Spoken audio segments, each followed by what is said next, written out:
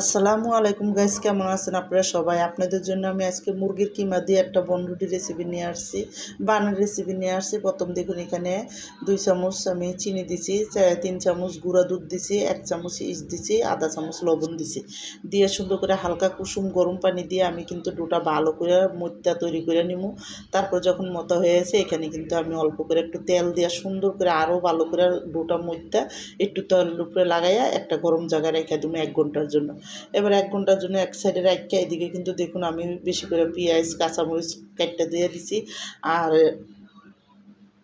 1 চামচ আদা রসুন বাটা, 1.5 চামচের 2 চামচ মরিচের মানে 1.5 চামচ মরিচের গুঁড়া, আর আধা চামচের কম হবে একটু হলুদ। আর এখানে আমি ধনিয়ার গুঁড়া দিলাম 1.5 চামচ বইরা, কালো আর সাদা গোলমরিচের ফাঁকি দিলাম, আর হলো একটু গরম মশলার গুঁড়া দিলাম। দিয়ে কিন্তু সুন্দর করে দেখুন আমি আলুটা সুন্দর করে ছোটো ছোটো করে আলু কেটটা আলুটা আর আমি এখানে গাজর একসাথে একটু পানি দিয়ে সুন্দর করে কষাইয়া সিদ্ধ করে তারপরে কিন্তু দেখুন এখানে মুরগির কলিজিটির একটু ছোটো ছোটো করে কাটটা তারপরে আমি এখানে দিয়ে দিছি। দিয়ে কিন্তু সুন্দর করে একটু দেখুন ভাজা ভাজা করানোর আগে আমি এখানে কিন্তু একটু গরম মশলা আর জিরা আর ধনিয়া ফাঁকি একসাথে ভাজা আমি দিয়ে দিলাম। দিয়ে কিন্তু আমার কিমাটা যখন হয়ে গেছে নামাইয়া রাইখা এদিকে কিন্তু দেখুন ডোটা শুলে গেছে ডোটারে আমি যতটুকু বানাবো ওই সাইজ করে কাটটা আমি এইভাবে দেখুন একটু মোটা মোটা করে এই সাইজ করে আমি রুটি বানাই নেব। রুটিটা বানায় উপরে একটু সস দিয়ে সুন্দর করে করে তারপরে বেশি করে কিমা বইরা আমি কিন্তু এই ইয়েটা বানাবো।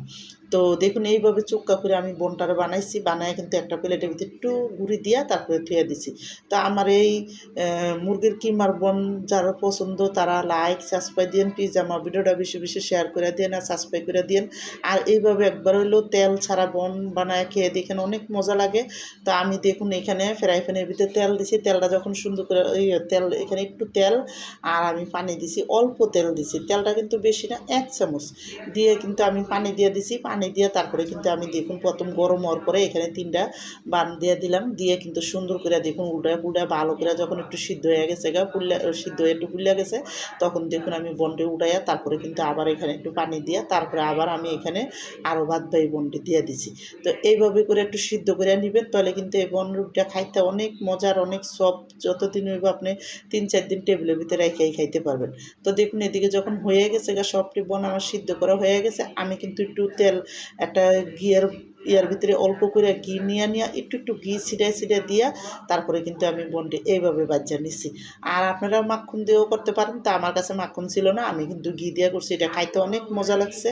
আর একবার হলো বাচ্চাদের বানায় খেয়ে দেখেন। আর যার আমার ভিডিওটা পছন্দ হয়েছে তারা লাইক সাবস্ক্রাইব কমেন্ট করে দিন, আমার ভিডিওটা শেয়ার করে দিন। আর এখন দেখুন আমার বানানটা শেষ।